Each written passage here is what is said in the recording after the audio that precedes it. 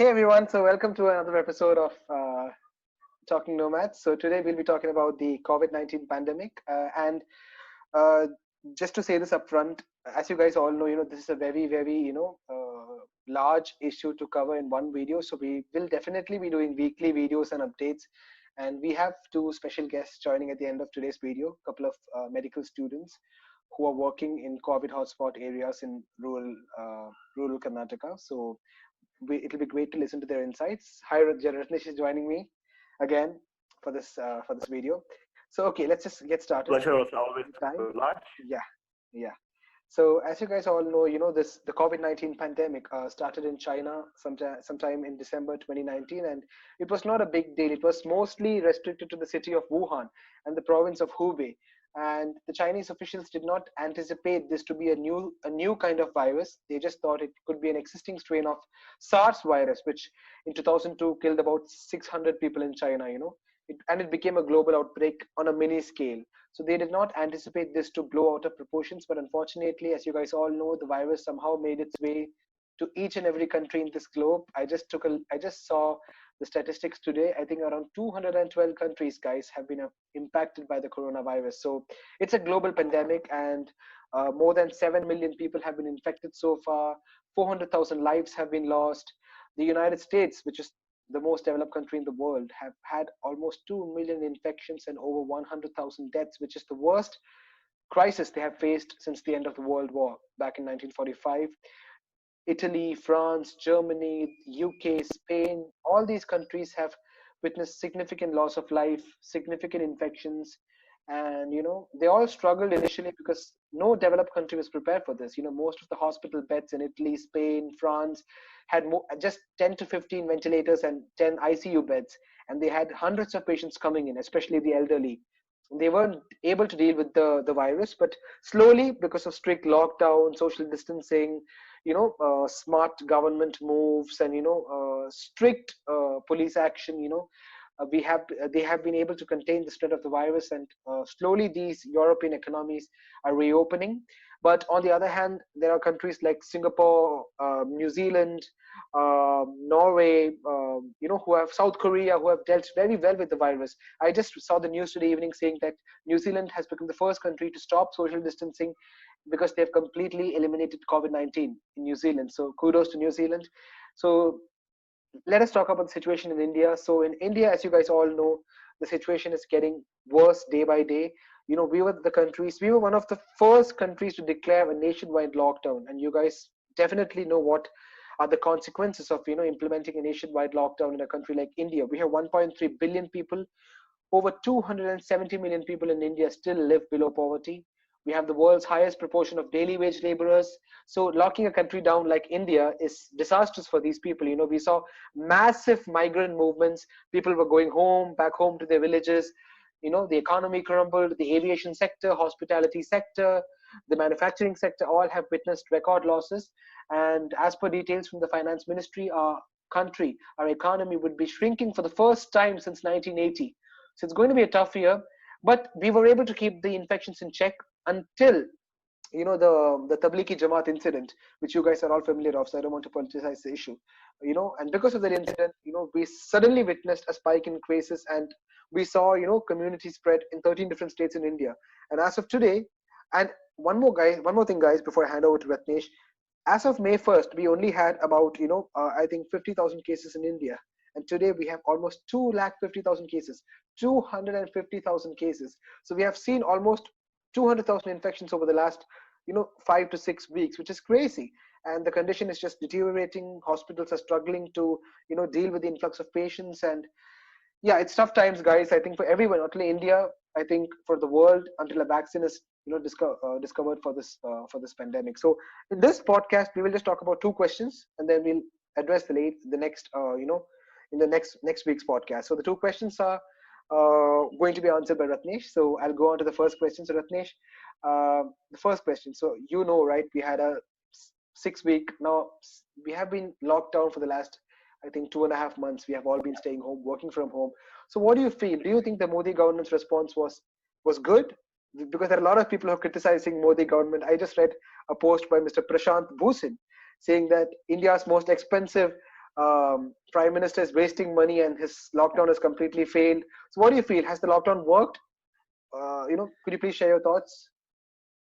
I mean, Abhilash, Indian government had been very proactive since day one, to on imposing the lockdown. There was a total lockdown, as you could see in the first 2 weeks, and since then, a lockdown was extended for another 15 days, and after that, right now, that there is the lockdown has been easing up, and ever since the lockdown has been easing up, we have seen a significant rise in the number of cases. However, Indian government had been very proactive, but there has been a lot of deficiencies in how the government had tackled with the migrant issues. The laborers, traveling from one state to another, where it has. I mean, so yeah, that those are the deficiencies which the government couldn't address. So But overall, the however, lockdown yeah, had its success. Just to give a small example, Abhilash, let's take an example of Sweden. Sweden is a country which did not impose any sort of lockdown, right? They did not yeah, have any lockdown, and they just left everything on the public. It's up to them. Like they the restaurants were open, bars were open, schools were open. Everything was open. So I mean, and still they have however, done well, right? Like Sweden. Sorry? still they have managed to do well. I have not seen I Sweden's mean, name. they have done well. I wouldn't say well, because they have Okay. 44,000 cases as of now, 44 to 45,000. As you said, we have around Mhm. two lakh 50,000 cases as of now. Yeah. But that's incomparable, because given the demographic of Population. Sweden.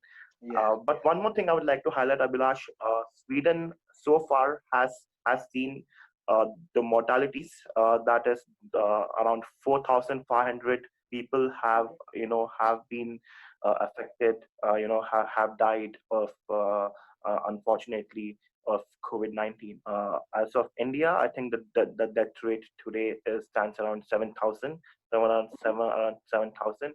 So you could see how much the lockdown, uh, you know, it has given us the time to prepare for the unprecedented eventualities.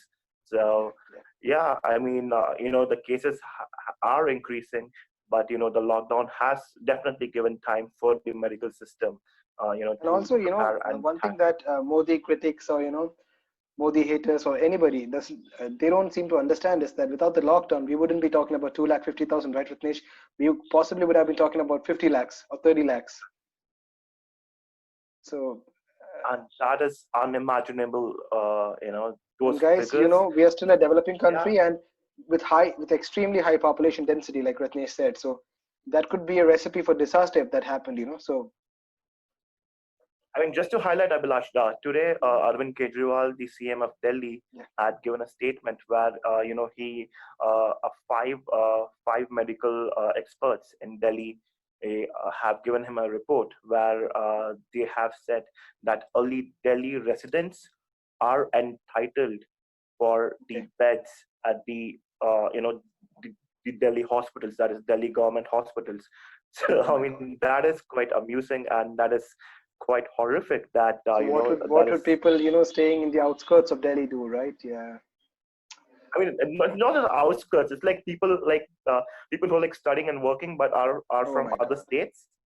So Okay. it's the treatment, as Arvind Kejriwal So said, is somebody only for residents of Mhm. Delhi. Okay. Actually, me Yeah, and Ratnesh were just talking about the two contrasting, responses.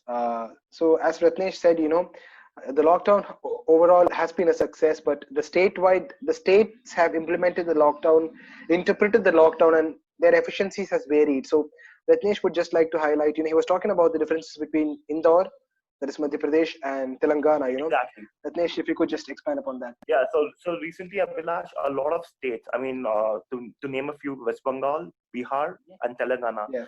they have significantly dropped their testings. I mean, Hmm. they aren't testing as they used to do, and especially Telangana, Yeah. they have never tested a lot Oh of my God. people. I mean, just to compare the situation in Telangana and Indore. So Indore, we could see a bloom, an explosion in cases in Indore because of Yes, the yes. the They Tablighi had an Jamaat initial incident. rapid spike. Yeah, yeah. Yeah, exactly. But however, Indore had done very well. The city and the administration over there had done very well. The MP administration had done very well in curbing down the explosion and the spread of infection. And they could do like 30,000 tests in a day, whereas Telangana so far has done only 20,000 to 25,000 tests so far. It's been Oh my April, God. It's been like May. 2 months, 2.5 months. Yeah. Yeah, I mean, so that Yeah. you could see there is a lot of variance in how respective states are tackling those issues.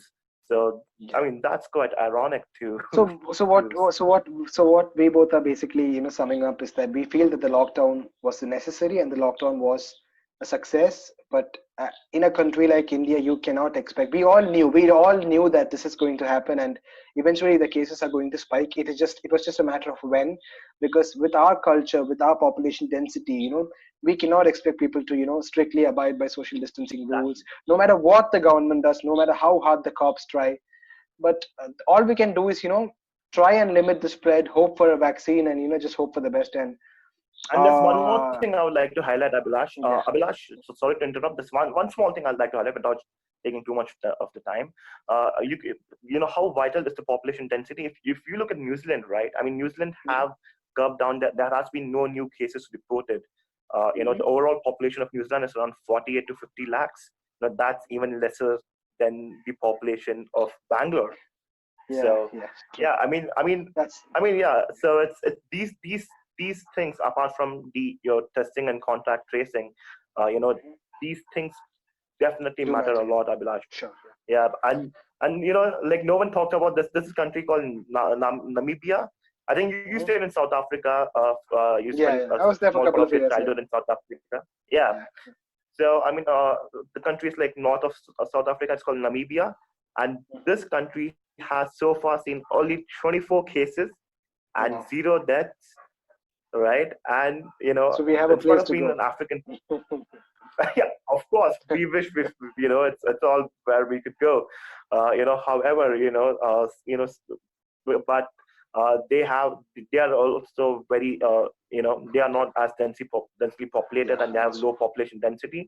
So that was pretty good vital. point. Yeah, Yeah, yeah. so guys, we are running out of time. So we will answer the remaining questions. Ratnesh has lots to talk. Even I have lots to talk, and uh, so we'll push that to the next video. Maybe over the weekend we'll publish another video for the COVID-19 update. So in that video we'll talk about the unlock phase. So as you guys all know, states have started to unlock.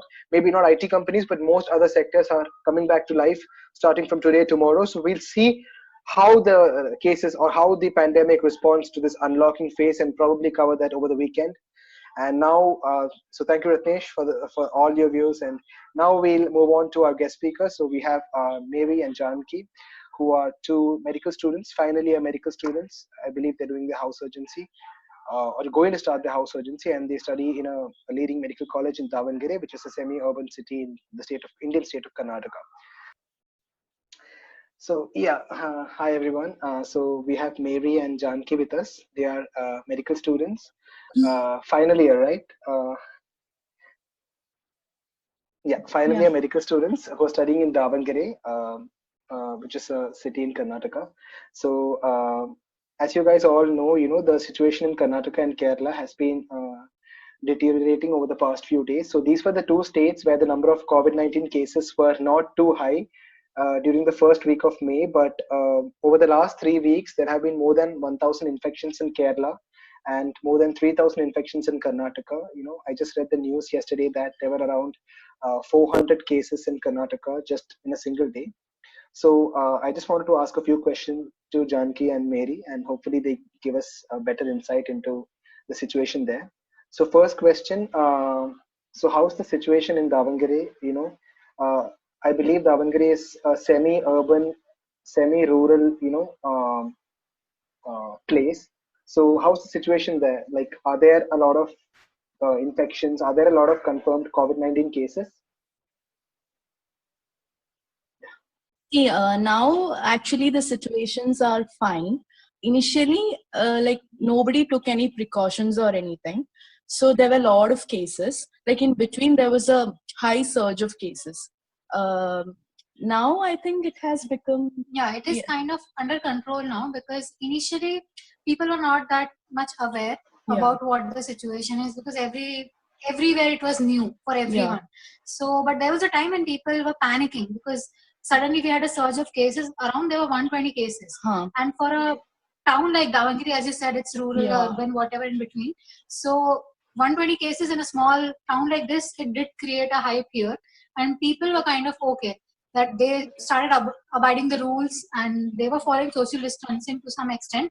And I would like to mention this, that yes, the police forces here, they were actually very active, and they did take care, and they were not allowing people to go out, or they were questioning, and they were asked to wear masks and everything. So yeah, in between there was this panic situation. So everybody themselves, they were very self-conscious, I could say, for themselves. Yeah, it was around the end of April, I guess. The cases were so high. Like it was, the number was increasing, like 20, 25 cases in a day. Before it was like, if I'm right, I think by March 21st or something, it was just 6 or 7 cases. Then there was no cases, like no active cases. Then like after 1 month, suddenly there was a high, sudden surge of cases. But now again it's under control, because there were many, because they regularly do sampling and all. So now again they've reduced to some 27 cases only, and so now it is under control. And I could say that most advantage in Karnataka is mostly people are infected that in the age bracket of 3 to 29. So if you are middle aged, or you're not very old, your chance of you getting infected at a severe level, or with associated any other comorbid conditions or anything, it's lesser. If you have a low immunity, or if you already have some other disease with you, so the chance of you and getting a severe form of the disease is more, and also losing your life because of the same is more. But the advantage which Karnataka had was mostly young people are affected, so they have better immune system, and the system here, like the medical staff and all, they are also kind of cooperative. So it was easily manageable. And what you talked about, the recent surge in the cases, that is okay. I'll like to correct you a little bit there. It's not from past 3 weeks. Mostly what the cases have increased is in past 1 week or 10 days. It's because most of now they have started flights, some of the flights, and they have started to allow the other states to get in. Before that, restricted Maharashtra, Gujarat, MP and UP and Rajasthan people to come here by any means. They had closed and sealed all the borders. So kind of okay, they could control the cases, but now they have asked them to come. Now since they are returning, the number of cases have increased, like okay, 200 per day, 300 per day, 400 per day. Every day we are seeing. A day before we had a highest spike around 515 cases in one day. Like Kerala, Karnataka never had those many cases. Forget about in one day. In 1 week also he did not have. Most of them, according to whatever statistics, they are all from Maharashtra return, and that too from like Udupi has the maximum number of cases till now. Bangalore still doesn't have the maximum number of Initially cases. it was Belgaum, I guess. Then Davangere, it was ranking second in between. Like initially it was green zone, then it became orange zone, and finally it was red zone also. Now it's like the zones it's not there. The containment zone, it is being divided. So initially they're divided like zone wise. Now they have containment area only, which is like in a particular city, there are few areas which has maximum number of cases recorded. So now in Bangalore, since there are many returnees from Maharashtra and other states, so now containment area there, they had 23, now 29, now they've increased to some 43 or something.